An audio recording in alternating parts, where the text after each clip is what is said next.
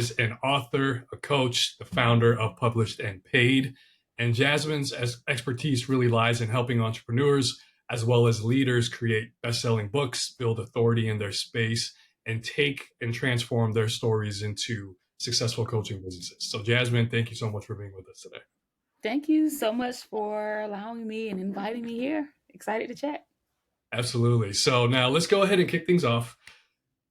Share with us a little bit more about your story, your background, what really got you into creating your business as well as becoming an author and a coach, and how did you really go about creating your published and paid coaching program?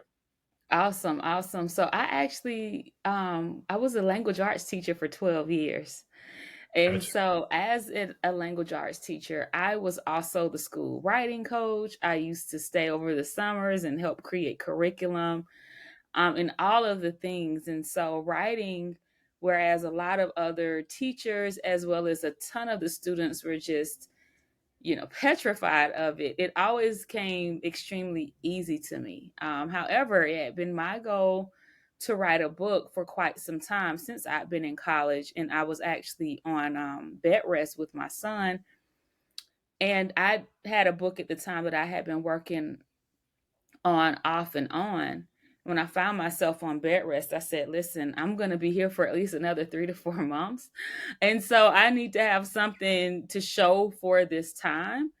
And when I made a simple shift in my mindset, I went from really being stuck with my book for like 10 years to finishing it in 2 weeks, like finishing Wow. the rough draft in 2 weeks.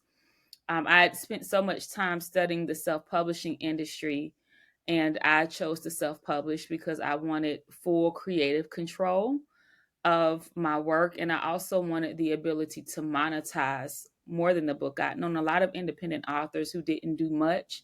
Their works looked very immature, and I did not want that to be my story or experience. Right. And so I made sure that everything that I did really would looked top notch quality and made it happen. So while I was still working, I was actually building my business. Started out with writing my book, then I started being asked to speak.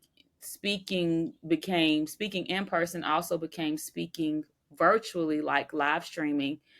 And from there, I created different workshops based off of the concept of my book, created a membership program, done for you services, and then eventually started another membership group called Published and Paid, which was for aspiring authors and authors, which just snowballed into courses.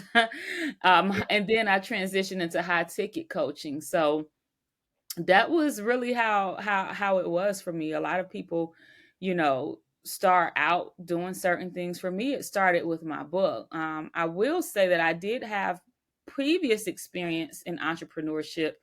I did like the Melaleuca and tea tree oil and the different direct marketing companies, I hear trying to you. build up my downline. And at one point, I started a non-emergency transportation company, which did pretty well until I realized the transportation industry was not my thing.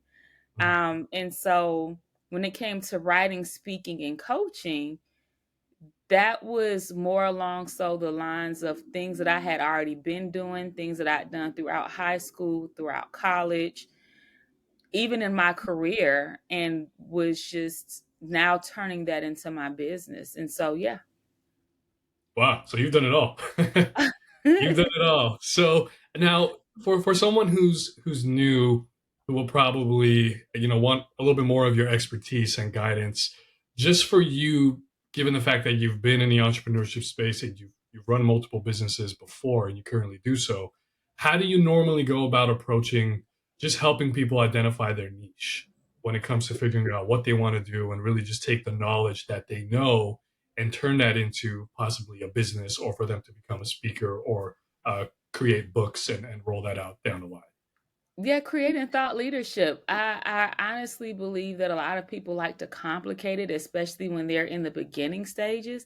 But Right. here's the thing, your gift and the thing that you do well, the thing that expertise that you should package is likely something that you're already doing. Like, so for example, a lot of my clients already have 15, 20, 25 years experience in their careers, like doing the thing, right? Known for a specific thing, like they can do it with their eyes closed, they can do it like the back of their hand. However, Mhm. when it comes to their business or even to a book, they try to lean into their passion or talk about something super personal, and that's where a lot of the blockages come in, when instead you should just package and monetize the thing that you've already been doing, grow that, and from that use that to fuel, or fund your passion. Yeah, for sure. And I think that's the important piece too, because I feel a lot of people, at least starting off, will feel, okay, well, who's going to listen to me? Who's going to want to listen to what I have to offer? And it aligns with exactly as you mentioned, you're already doing it without even realizing it, and that's what people need to really, really learn. So I'm glad that you highlight that.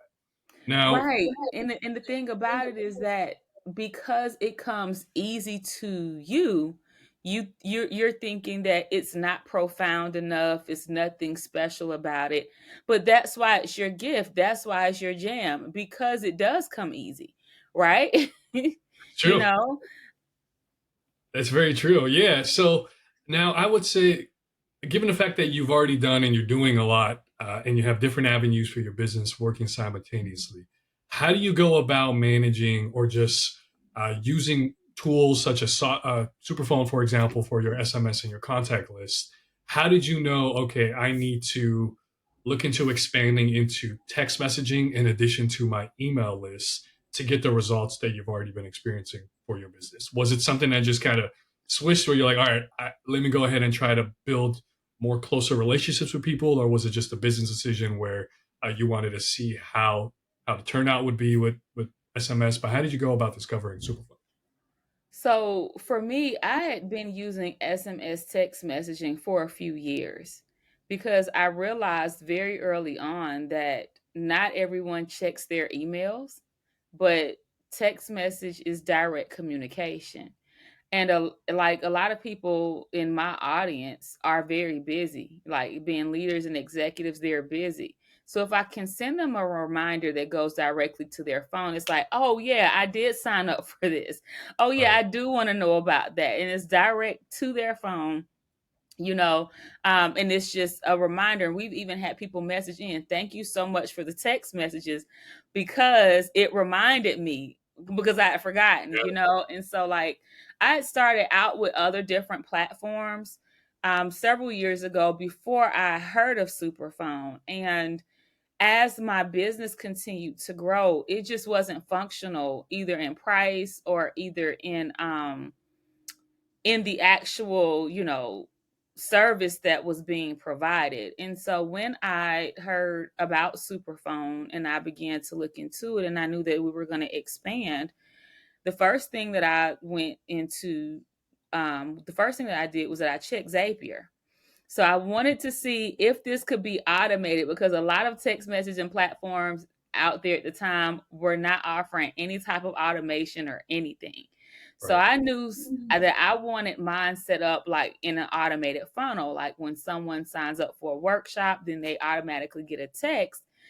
And I wasn't seeing a lot of platforms that offered that. Like I could pre-schedule text if I went into the system and pre-scheduled it, but it just wasn't doing what I needed it to do. And so when I Right. found the Superphone and saw that they had these more advanced automation integrations, that was the first thing.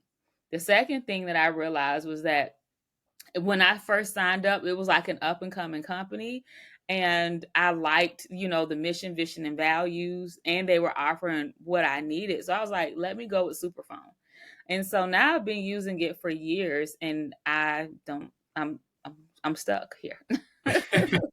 No, thank you again for being with us from the jump. So we definitely appreciate it. So, okay, so let's just say for someone again who is just starting off their business and they're looking to build their list, how have you gone about building your text list particularly? Ooh, You so send it it's in emails, word of mouth? How do you normally go about building to it's a just have couple of people? ways. Yeah. because at this point, at the time of this recording, we have about 11,000 on our email list, but about 7,000 on our text list. So we've had our text list, in a very short time frame as compared to our email list, right? And some of the ways that we go about adding people is definitely through opt ins. So when people are signing up for our workshops, they have the option of also signing up for text reminders. Some people don't, most do. We've also sent out messages to our email list, like if you want to be added to our text list, click this link or whatnot. Um, we also have it connected to our social media. So I have like a one page link that I share across social media where people can click on that link and complete the contact form if they want, updates via text. So there are a different variety of ways that we use to build the text list and get it in front of people. Awesome. Okay. So now, do you mind sharing just a little bit more, just insight on, I would say, maybe the thoughts or the psychology around building a successful text funnel? Because I know, most people, if they give away their phone numbers, it's an intimate space, right? They want to make sure they're not going to be hit with spam. They're not going to be hit with multiple phone calls or text messages. How do you and your team go about just managing the importance of what type of messages you send out versus what should probably be sent out via email, for example? Right. So with text messages, we send out short messages, and Mm. they typically right now typically fall into reminders, right? Reminding people about something, sales, or sometimes just straight up nurturing text messages. Like, Mhm. whether it's a motivational quote, a word of encouragement. And we did, like a campaign, which was just encouragement for probably about 90 days. And we got so much feedback, and people were saying, "We love your motivational messages," this, that, and the third, so doing or having a way in which you nurture your list to build the relationship definitely, I would say, softens the edge when you're sending out promotional and sales texts, because they know that you care about them as people and not just see that as a way to promote something that you have going on. Yeah, no, absolutely. I think that's also the important piece too, because the people who are subscribed to your list obviously want to hear from you. And Hmm. if they don't, they can simply just opt out. But for the most part, those who do, they want to hear more from you. They want to hear more about what you have to offer. They want to be able to ask questions and exchange, and it's just convenience. So exactly Right, as you mentioned, sending a text messages, it's so convenient. You're out and about, you're doing things, you can just text it. right. Okay, so now would you mind just kind of walking us through a little bit more on maybe one particularly, successful text funnel, for example, that maybe one of your students has used or that you have used when it comes to Superphone? I know you mentioned a lot of reminders is what works. Now, are those reminders for both live events? Are they for webinars or exclusive trainings? But what would Both. be one particular example? Both. So I have a few examples actually. So like for instance, we do a lot of virtual workshops throughout the year. So when Hmm. people sign up for the virtual workshops, we will send them reminders about when the workshops are, what the topics are, when it's about to start.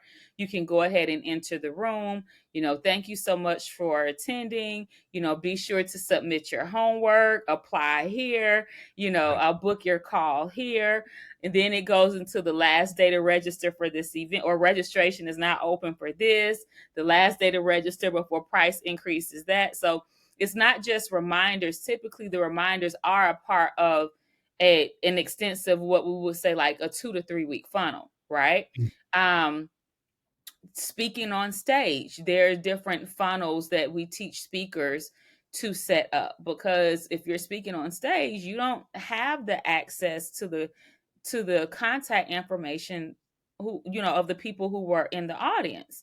So the best way to do that is to set up a funnel to where you can give them a code word, and of course the number to send that to, and then when people put in that code and send it to the number, then on the back end, Superphone allows you to automate, the link, the delivery, and then from there they can go on into the rest of your funnel. So now they're not just people in the audience, but now there are people that are actually in your ecosystem that you can then continue to market to or build relationships with.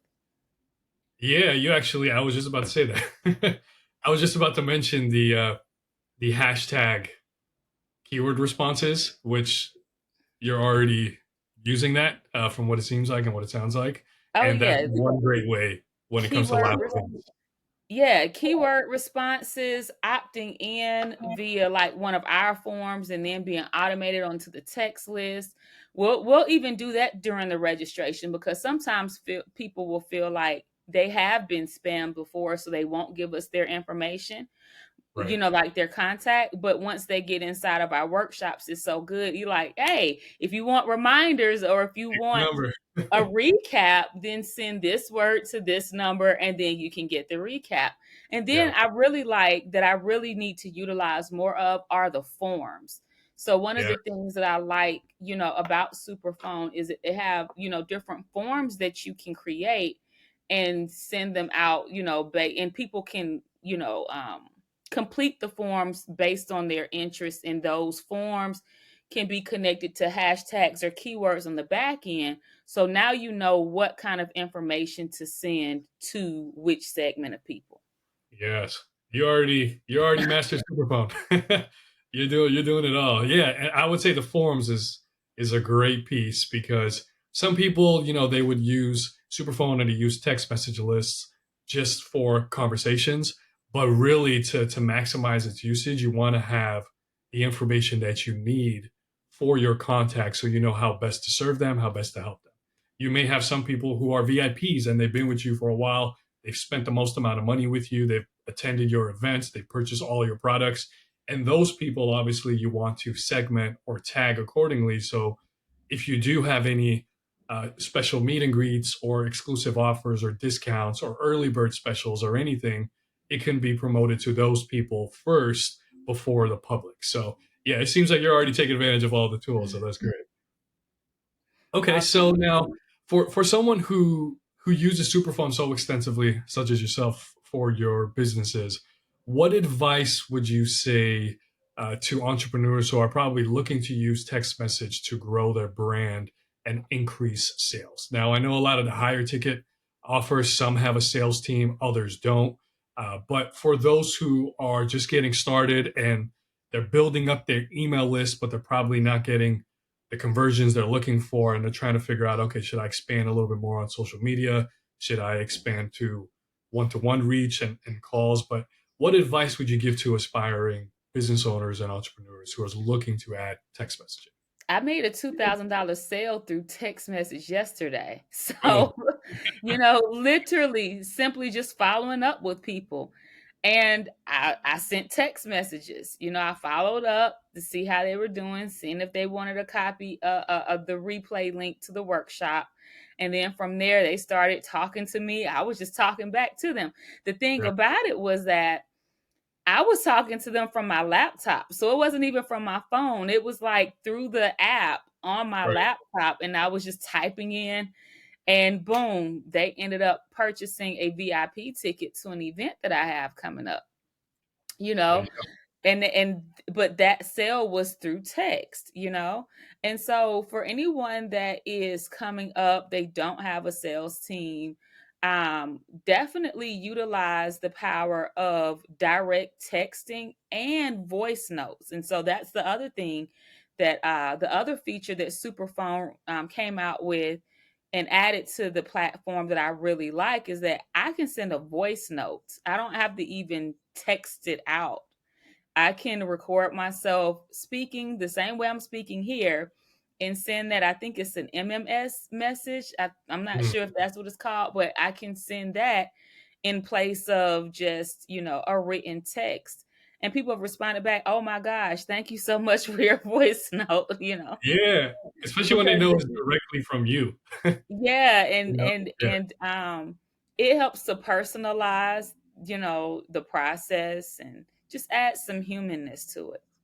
Yeah, no, love it, love it. You're using all the tools, so there's nothing else that I can contribute to that. So, Jasmine, before we wrap here, for any of our listeners who are interested in learning more about you as well as your services and what you have to offer, where can they find you and where can they learn more? I'm on Instagram, LinkedIn, Facebook, and YouTube at Jasmine, Jasmine Womack. And yeah, you can send a hashtag author to 404-341-4340 to find out about our next workshop. Perfect. Jasmine, thank you so much for being with us, as well as for taking the time to join us today on the SuperPhone Standard podcast. And we will catch you all next time. You're so welcome.